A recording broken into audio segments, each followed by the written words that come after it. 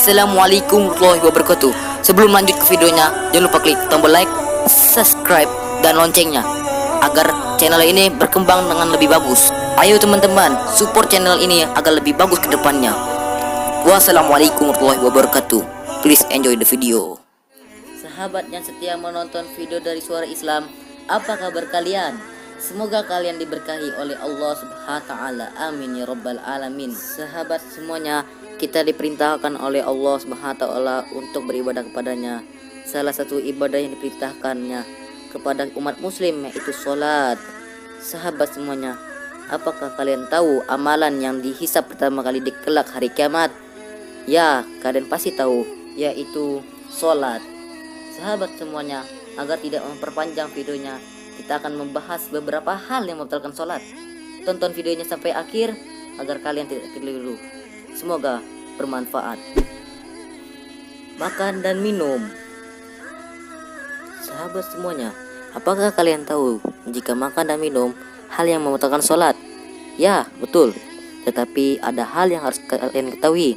Dalam hal ini, apabila makan dalam jumlah banyak, maka batal sholatnya secara mutlak, baik sengaja atau lupa. Hal tersebut berbeda dengan ibadah puasa. Berbicara dengan sengaja. Sahabat semuanya, jika kita berbicara lebih dari 4 kalimat dalam sholat, maka batallah sholatnya secara otomatis, baik disengaja maupun lupa. Tetapi apabila sedikit kurang dari 4 kalimat, maka tidak batal apabila lupa. Sebagaimana dalam hadis Rasulullah SAW, yaitu sesungguhnya tidak pantas berbicara dalam sholat bagi manusia sedikit pun. Terbukanya aurat. Sahabat semuanya, ketika sholat sebaiknya kita menggunakan pakaian yang rapi. Aurat dalam sholat bagi pria adalah antara pusar dan lutut. Sedangkan bagi wanita, batasan auratnya adalah seluruh tubuh kecuali wajah dan telapak tangan. Sahabat semuanya, apabila aurat karena tertiup angin, maka segeralah untuk menutupinya. Sebagaimana dalam hadis Rasulullah SAW, apabila bajunya tertiup oleh angin sehingga terbuka auratnya, segeralah menutupinya. Maka hal tersebut tidak membatalkan sholat. Namun jika terbukanya sudah berulang-ulang, maka hal tersebut tidak membatalkan sholat dengan syarat kamu sudah menutupinya. Banyak melakukan gerakan. Penyebab batalnya sholat kita adalah karena banyak melakukan gerakan.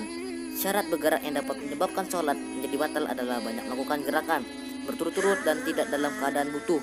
Menurut ulama Syafi'iyah adalah minimal 3 kali.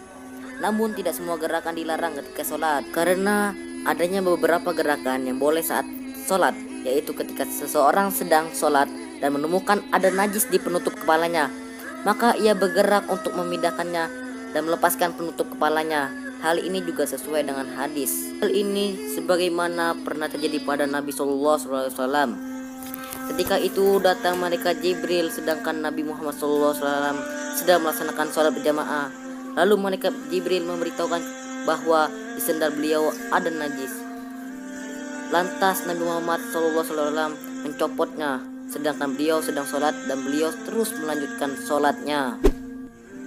Tertawa terbahak-bahak.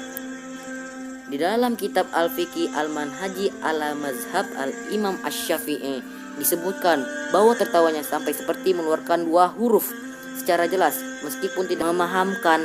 Adapun jika tertawanya sedikit yang terdengar kecuali 1 huruf saja atau tidak terdengar hurufnya, maka tidak batal. Begitu pula dengan tersenyum, tidak membatalkan sholatnya. Membelakangi kiblat.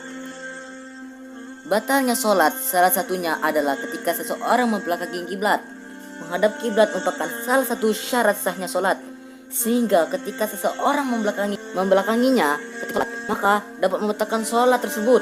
Nabi SAW pernah bersabda kepada orang jelek pada sholatnya, yaitu jika engkau hendak mengerjakan sholat, maka sempurnakanlah wudumu, lalu menghadaplah ke kiblat semuanya. Kemudian kena najis merupakan hal yang membatalkan sholat, di mana najis yang menainya tidak tergolong najis yang dimaafkan. Terkena najis jika tiba-tiba di tengah sholat bajunya atau mukenanya terkena najis yang basah, misalnya kotoran cicak yang masih basah, maka sholatnya batal. Tetapi jika najis itu kering dan ia langsung menggibaskan bajunya seketika sehingga hilang najisnya, maka sholatnya tidak batal.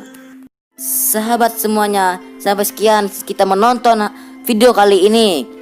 Semoga video kali ini bermanfaat bagi kalian. Kurang lebihnya mohon maaf. Wassalamualaikum warahmatullahi wabarakatuh. Dan jangan lupa follow Instagram kami di official_suara Islam. Dan jangan lupa pula subscribe channel ini. Dukung video ini agar lebih berkembang ke depannya.